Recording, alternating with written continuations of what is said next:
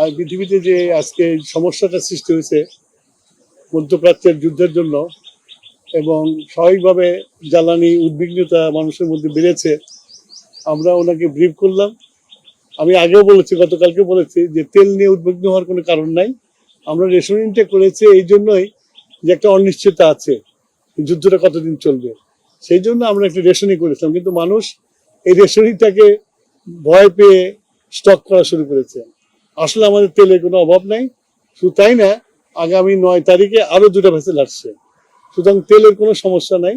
আমি সবার কাছে অনুরোধ করব, বিশেষ করে মিডিয়ার কাছে অনুরোধ করব, জনগণকে এই মেসেজটা দেওয়া যে এই তাড়াহুড়ো করে কোনো কিনে দরকার নাই, আমাদের কাছে মজুদ আছে, আমরা পেট্রোল পাম্পে তেল দিচ্ছি এবং চলবে।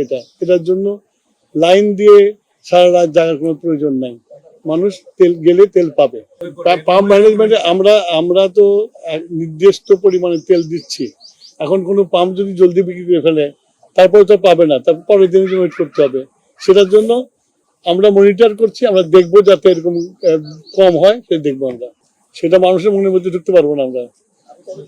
আমাদের কন্ট্রোলিং যা আছে, আমরা কালকে থেকে আমরা মোবাইল কোড নামিয়ে দেবো, সব রকমের ব্যবস্থা আমরা নিয়েছি। আমার মজুদ আছে, কিন্তু ওই যুদ্ধ কবে থামবে কেউ তো আমরা জানি না। তা আগে থেকে আমার ঘর ঠিক করতে হবে না, সঞ্চয়টা রাখতে হবে না? সেই জন্য আমরা এই সঞ্চয়টা করছি। আমাদের আরো 2টা ভেসেল আসছে 9 তারিখে, সুতরাং আমাদের যে শর্টেজ পড়ার কোনো সুযোগ নাই। তারপরেও যেহেতু যুদ্ধ চলছে, তা আমাদেরকে খুব হিসাব করে চলতে হবে। সে হতে পারে যে কিছু করার নেই, তবে আমরা সরকার হিসেবে আশ্বস্ত করতে চাই এত অডিট হওয়ার কিছু কারণ নেই। আমি অত ডিটেলসে যাব না। আমাদের অল্টারনেটিভ কাতার ছাড়া অল্টারনেটিভ ব্যবস্থা আছে, আমরা চেষ্টা করছি সব জায়গাতে আনার জন্য। বললাম যে আমাদের 2টা ভেসেল আসছে 9 তারিখে।